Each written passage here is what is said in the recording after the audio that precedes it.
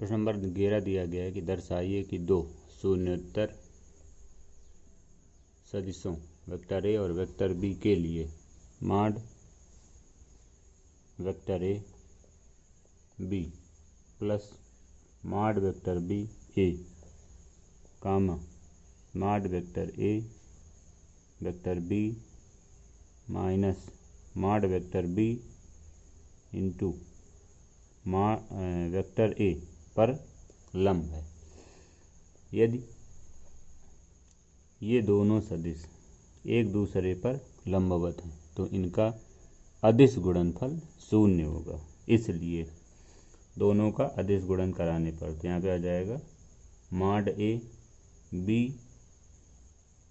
Plus mod B A dot mod A B minus mod B A बराबर इसके साथ गुणा कराएंगे तो आ जाएगा mod A into mod A तो हो जाएगा मॉड ए का वर्ग आ जाएगा। और फिर इसके बाद इसमें गुणा कराएंगे तो आ जाएगा mod B A B dot B vector B. इसके बाद इसमें गुणा कराएंगे तो आ जाएगा mod vector B vector A dot mod vector A dot vector B. अब इसमें गुणा कराएंगे तो आ जाएगा mod vector A vector B dot mod vector B vector ए।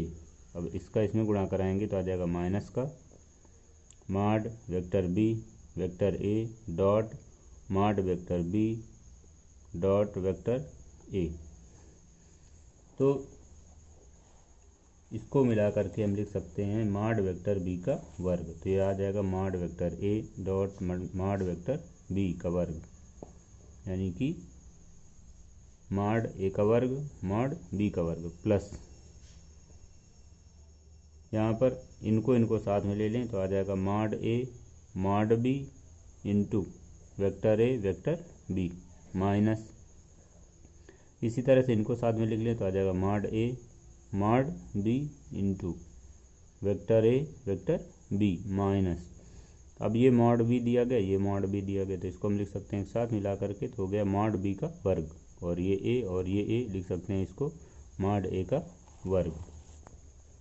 यहाँ पे दिया गया ये मॉड ए का वर्ग मॉड बी का वर्ग माइनस में ये दिया गया मॉड ए का वर्ग मॉड बी का वर्ग तो ये जो है ये पूरा इससे कट जाएगा।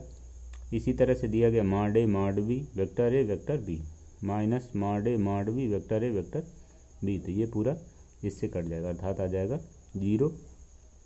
अतः mod vector A vector B plus mod vector B vector A और mod vector A vector B minus mod vector B vector A पर लंब है। प्रश्न नंबर 12 दिया गया यदि ए डॉट बी बराबर 0 यानी कि vector A dot vector A बराबर 0 और vector A dot vector B बराबर 0 तो सदिश बी के बारे में क्या निष्कर्ष निकाला जा सकता है। देखिए दिया गया है vector A dot vector A बराबर 0 तो हम जानते हैं कि सूत्र होता है ए डॉट बी बराबर mod A mod B cos theta. तो इसलिए हम यहाँ से मान लिख सकते हैं vector A dot vector A बराबर mod A cos theta. A dot B का मान 0 दिया गया है इसलिए यहाँ पे हमने 0 लिख लिया तो आ गया 0 बराबर मॉड ए का वर्ग इंटू कॉस थीटा। तो इसको अगर हम ले लें तो यहाँ से आ जाएगा मॉड ए का वर्ग बराबर 0 अर्थात आ जाएगा मॉड ए बराबर 0। अब यहाँ पे दिया गया था ए डॉट बी बराबर 0 तो यहाँ पे लिखें तो हम पहले यहाँ से ए डॉट बी का मान निकालें तो ए डॉट बी का मान निकालेंगे तो हो जाएगा mod A mod B cos theta. तो यदि हम यहाँ पे मॉड ए का मान रख दें तो मॉड ए का मान 0 दिया गया था तो यहाँ पे आ जाएगा 0 into mod B cos theta तो ये पूरा 0 हो जाएगा अर्थात आ जाएगा ए डॉट बी बराबर 0 अर्थात बी का मान कुछ भी हो तो ए डॉट बी का मान 0 ही निकलेगा। इसलिए बी कोई भी सदिश हो सकता है। प्रश्न नंबर 13 दिया गया है कि vector A comma vector B comma vector C मात्रक सदिश हैं, मात्रक सदिश हैं, अर्थात वेक्टर ए का परिमाण, बी का परिमाण और सी का परिमाण, तीनों के परिमाण 1 होंगे। करा इस प्रकार हैं कि मात्रक सदिश इस प्रकार हैं कि मॉड ए नहीं vector A plus vector B plus vector C बराबर 0। तो A dot B plus B dot C plus C dot A का मान ज्ञात कीजिए। तो देखें दिया गया था कि vector A vector B vector C मात्रक सदिश हैं, इसलिए इनके जो परिमाण होंगे वो 1 होंगे, इसलिए मॉड ए बराबर मॉड बी बराबर मॉड सी बराबर 1। और दिया गया था कि vector A plus vector B plus vector C बराबर 0, इसलिए इसी का हम 2 बार गुणा कर लें तो आ जाएगा vector A plus vector B plus vector C dot vector A plus vector B plus vector C बराबर 0 इंटू 0 यहाँ पे करेंगे तो 0 आ जाएगा। अब यहाँ पे हम इसका गुणा करा लें तो पहले इसका गुणा इसके साथ कराएंगे तो आ जाएगा ए डॉट ए, यानी कि वेक्टर ए डॉट वेक्टर ए।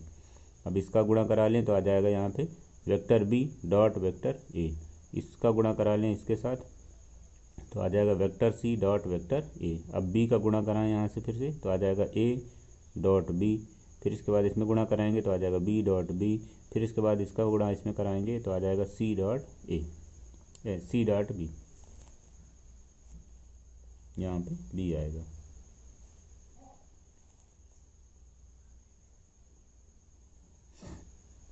तो अब इसका इसमें गुणा करा लें तो आ जाएगा ए डॉट सी, आ जाएगा ए डॉट सी, इसका इसमें गुणा करा लें तो आ जाएगा बी डॉट सी, इसका इसमें गुणा करा लें तो आ जाएगा सी डॉट सी, और बराबर में 0 दिया गया तो बराबर में 0 आ जाएगा। फिर इसके बाद इसको लिखा जा सकता है ए डॉट ए अर्थात मॉड ए का वर्ग।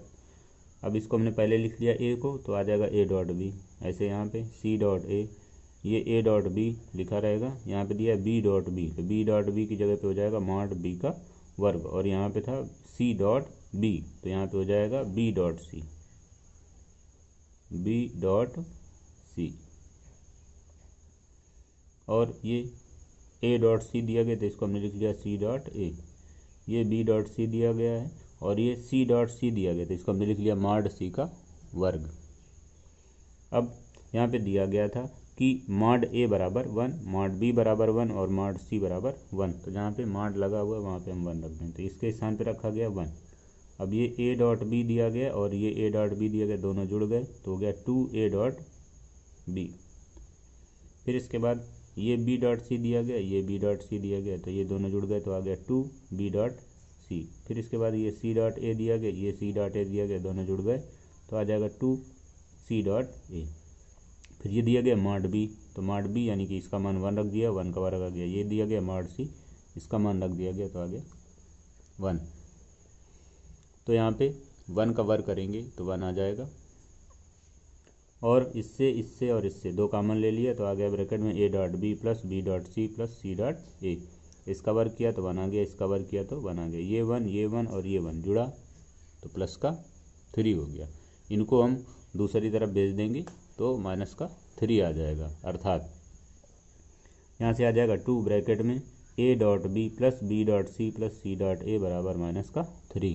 अब ये 2 को इधर पक्षांतर कर लें तो आ जाएगा vector A dot vector B plus vector B plus dot vector C plus vector C dot vector A बराबर माइनस का 3/2। तो नंबर 14 दिया गया यदि वेक्टर ए बराबर 0 अथवा वेक्टर बी बराबर 0 तब ए डॉट बी बराबर 0, परंतु विलोम का सत्य होना आवश्यक नहीं है। एक उदाहरण द्वारा अपने उत्तर की पुष्टि कीजिए। यहाँ पे दिया गया यदि ए बराबर 0 कामा बी बराबर 0 तब हम ए डॉट बी का मान निकालें तो आ जाएगा 0 इंटू 0 अर्थात 0 प्राप्त हो जाएगा, परंतु यदि ए डॉट बी बराबर 0 तो ए बराबर 0 कामा बी बराबर 0 होना सत्य नहीं है।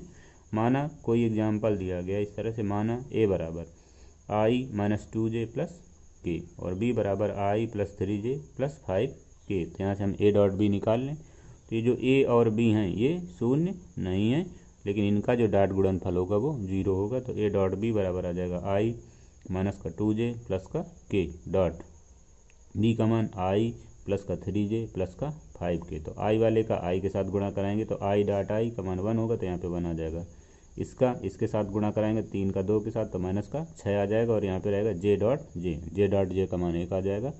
फिर के वाले गुणा कराएंगे तो 5 का इसमें गुणा कराएंगे तो 5 आ जाएगा और इंटू में आ जाएगा के डॉट के, तो इसका मान 1 होगा, तो यहाँ पे केवल 5 आ जाएगा। तो ये इसको स्क्वायर कर लें तो ये आ जाएगा प्लस का 6 और ये माइनस का 6, तो 6 से 6 कट जाएगा तो यहाँ पे आ जाएगा 0, अर्थात ए डॉट बी बराबर 0, अर्थात ए डॉट बी बराबर 0 प्राप्त हुआ, लेकिन ए और बी की वैल्यू 0 नहीं है।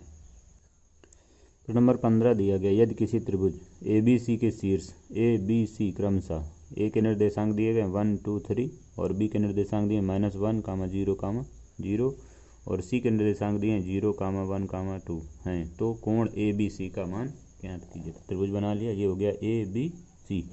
तो हमें कोण ए बी सी अर्थात इस वाले कोण का मान ज्ञात करना है। तो इस कोण का मान ज्ञात करने के लिए हमें ये दोनों भुजाओं की आवश्यकता पड़ेगी, यानी कि बी ए की और बी सी की, इन दोनों भुजाओं की आवश्यकता पड़ेगी, यानी कि इन दोनों भुजाओं के सदिशों की आवश्यकता पड़ेगी। तो सबसे पहले हमको यहाँ से बी ए निकालना है और बी सी निकालना है। तो हो जाएगा बी ए बराबर फार्मूला हो जाएगा x2 - x1 आई कैप प्लस y2 - y1 जे कैप प्लस z2 - z1 के कैप। तो जब बी ए निकालेंगे तो बी ए निकालने के लिए बिंदु बी के निर्देशांक x1 y1 और z1 होंगे और ए के निर्देशांक x2 y2 और z2 होंगे, इसलिए यहाँ पे आ जाएगा 1 + 1 आई कैप, यहाँ पे हो जाएगा 2 - 0 जे कैप और यहाँ पे हो जाएगा 3 - 0 के कैप। तो यहाँ से आ जाएगा 2i + 2j + 3k। अब यहाँ पे हम मान निकाल लें बी ए का परिमाण।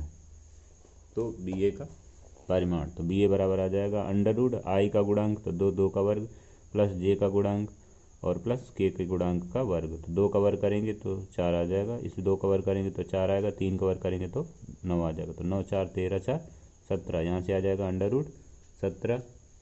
फिर इसके बाद हम यहाँ से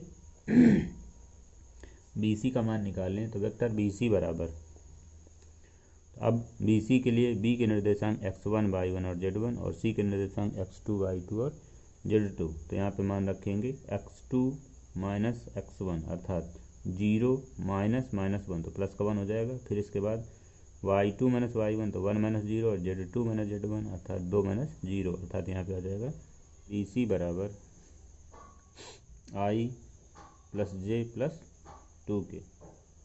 तो यहाँ से हम बी सी का परिमाण निकालें तो बी सी बराबर आ जाएगा √i के गुणांक का वर्ग। तो यहाँ पे i का गुणांक जो है 1 दिया गया प्लस का, तो 1 का वर्ग करेंगे। यहाँ पे j का गुणांक प्लस का 1 दिया गया, यहाँ पे k का गुणांक भी प्लस का 2 दिया गया। हल करेंगे तो आ जाएगा √6। फिर इसके बाद दोनों के बीच का कोण अर्थात कोण ए बी सी का मान ज्ञात करना है। तो अगर हम इसको थीटा मान लें तो आ जाएगा cos थीटा बराबर B A dot B C बटे माड बी ए माड बी सी। तो बी ए का मान दिया गया 2i + 2j + 3k और बी सी का मान दिया गया i + j + 2k अपान माड बी ए का मान √17 दिया गया था और बी सी का मान दिया गया था √6। तो यहाँ पे मान रख दें, इसका इसके साथ गुणा तो प्लस का 2 आ गया, इसका इसके साथ गुणा तो प्लस का 2 आ जाएगा और इसका इसके साथ गुणा करेंगे तो प्लस का 6 आ जाएगा, अर्थात यहाँ पे आएगा 2 + 2 + 6 और नीचे आ जाएगा 17 का इसमें गुणा करा दें तो √102 आ जाएगा, अर्थात ऊपर हो गया 10/√102। अर्थात यहाँ से हम थीटा का मान निकालें तो आ जाएगा थीटा बराबर cos इनवर्स 10/√102 या कोण ए बी सी बराबर आ जाएगा cos इनवर्स 10/√102। नंबर 17 दिया गया, दर्शाइए कि सदिश 2i - j + k i - 3j - 5k और 3i - 4j - 4k एक समकोण त्रिभुज के शीर्ष की रचना करते हैं। एक समकोण त्रिभुज के शीर्षों की रचना करते हैं। तो मान लिया कि माना ए शीर्ष ए का सदिश हो गया 2i - j + k, बी का सदिश हो गया i - 3j - 5k और सी का सदिश हो गया 3i - 4j - 4k। तो ये सदिश हो गए। तो यहाँ से सबसे पहले हम मान निकालें ए बी का सदिश। त्रिभुज ए बी सी की भुजा, मान लीजिए इस तरह से त्रिभुज दिया गया है, ये ए दिया है, ये बी दिया गया, ये सी दिया गया। तो ए बी का सदिश निकाल लें, बी सी का सदिश निकाल लें और ए सी का सदिश निकाल लें। तो ए बी का सदिश बराबर, तो ए बी का सदिश हो जाएगा बी का सदिश माइनस ए का सदिश।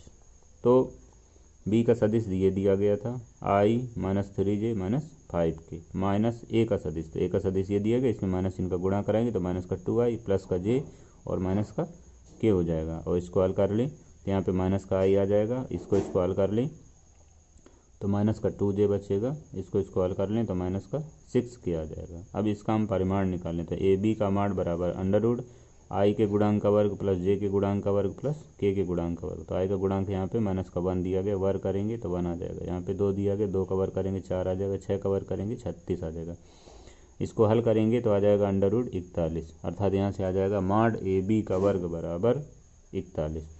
इसी तरह से हम बी सी का सदिश निकाल लें तो बी सी का सदिश हो जाएगा सी का सदिश माइनस ए का सदिश, सी का सदिश माइनस बी का सदिश, सी का सदिश माइनस बी का सदिश। तो सी का सदिश दिया गया था 3i minus 4j minus 4k, minus B का सदिश दिया गया था i minus 3j minus 5k। तो इसमें माइनस इनका गुणा कराएंगे तो ये माइनस का हो जाएगा, ये दोनों प्लस के हो जाएंगे, अर्थात यहाँ पे आ जाएगा i plus 3j plus 5k। इसको हल कर लें तो बचेगा 2i और इसको हल कर लें तो माइनस का j और इसको हल कर लें तो प्लस का k आ जाएगा। तो यहाँ से हम मान निकाल लें बी सी का मान, बी सी का परिमाण। तो बी सी का परिमाण यदि निकालेंगे तो आ जाएगा अंडर रूट आई के गुणांक का वर्ग प्लस जे के गुणांक का वर्ग प्लस के गुणांक का वर्ग। 2 का वर्ग करेंगे तो 4 आ जाएगा, 1 का वर्ग करेंगे 1 आ जाएगा, इसका वर्ग करेंगे तो 1 आ जाएगा, 4 1 5 1 6। तो यहाँ से हो जाएगा रूट 6, अर्थात आ जाएगा माड बी सी का वर्ग बराबर 6 मात्रक। फिर इसके बाद यहाँ से हम सी ए का मान निकाल लें तो सी ए बराबर हो जाएगा ए का सदिश माइनस सी का सदिश। तो ए का मान दिया गया था, अर्थात ए का सदिश दिया गया था 2i माइनस जे प्लस के, और सी का सदिश दिया गया था, तो सी का सदिश यहाँ पे मान रखेंगे और माइनस इनका अंदर गुणा करेंगे तो आ जाएगा माइनस का 3i प्लस का 4j और प्लस का 4k। तो आई वाले को y के साथ हल करेंगे तो माइनस का e आ जाएगा, जे वाले को j के साथ हल करेंगे तो प्लस का 3j आ जाएगा, 3j आ जाएगा यहाँ पे, और k वाले को k के साथ हल करेंगे तो 5k आ जाएगा। फिर इसके बाद सी ए का मान निकाल लें तो आ जाएगा अंडर रूट आई का गुणांक माइनस 1 का वर्ग, जे का गुणांक 3 का वर्ग, के का गुणांक 5 का वर्ग। तो 1 का वर्ग करेंगे तो 1 आ जाएगा, 3 का वर्ग करेंगे 9 आ जाएगा, 5 का वर्ग करेंगे तो 25 आ जाएगा, सबको जोड़ देंगे तो अंडर रूट 35 आ जाएगा। अर्थात हम यहाँ से मान निकाल लें सी ए का स्क्वायर, अर्थात सी ए के मापांक का वर्ग कर दें तो आ जाएगा 35। तो यहाँ पे छोटी भुजाएँ दी गई हैं बी सी और सी ए, अर्थात बी सी का वर्ग प्लस सी ए का वर्ग बराबर आ जाएगा 6 प्लस 35 बराबर 41 आ जाएगा, जो कि माड ए बी के वर्ग के बराबर है। अर्थात यहाँ से प्राप्त हुआ माड बी सी का वर्ग प्लस माड सी ए का वर्ग बराबर माड ए बी का वर्ग, जो कि पाइथागोरस प्रमेय है। अतः सदिश समकोण त्रिभुज के शीर्षों की रचना करते हैं। प्रश्न नंबर 16 दिया गया था, दिखाइए कि बिंदु ए, दिखाइए कि बिंदु ए, इसके निर्देशांक दिए 1, 2, 7, बी के निर्देशांक दिए हैं 2, 6 और 3, और सी के निर्देशांक दिए गए थे 3, 10, -1 संरेख हैं। तो संरेख के लिए भी ए बी निकाल लें, बी सी निकालें और ए सी निकाल लें, फिर इनके परिमाण निकालना है। तो सबसे पहले ए बी का सदिश, तो ए का सदिश बना लिया, तो ए का सदिश आ गया आई प्लस 2j और प्लस 7k। बी का सदिश निकाल लिया तो 2i plus 6j plus 3k, और सी का सदिश हो जाएगा 3i plus 10j minus k। तो ये निकल आएगा। अब यहाँ से हम निकालें ए बी बराबर, तो ए बी बराबर अभी ऊपर वाले प्रश्न में बताया गया था, ए बी बराबर बी का सदिश माइनस ए का सदिश। तो बी का सदिश ये दिया गया 2i plus 6j plus 3k, ये दिया गया है, माइनस ए का सदिश, तो ए का सदिश दिया गया था i plus 2j plus 7k। तो यहाँ पे मान रखेंगे तो आ जाएगा माइनस का i माइनस का 2j माइनस का 7k। इसको हल कर लें तो बनेगा i प्लस का 4j माइनस का 4k। इसी तरह से हम बी सी का मान निकालें तो बी सी बराबर हो जाएगा सी का सदिश माइनस बी का सदिश। तो सी का सदिश दिया गया था 3i प्लस का 10j माइनस का k, तो 3i प्लस का 10j माइनस का k, और बी का सदिश प्लस का 2i प्लस का 2j प्लस का 3k। तो यहाँ पे माइनस इनका गुणा करेंगे तो माइनस का 2i माइनस का 6j माइनस का 3k आ जाएगा। अब इसको हल करेंगे तो i बचेगा, इसको हल करेंगे तो 4j बचेगा प्लस का, और इसको हल करेंगे तो 4k बचेगा माइनस का। अर्थात आ जाएगा बी सी बराबर i plus 4j minus 4k। इसी तरह से ए सी का मान निकालें तो आ जाएगा वेक्टर ए सी बराबर सी का सदिश माइनस ए का सदिश, अर्थात आ जाएगा 3i माइनस का 10j माइनस का k।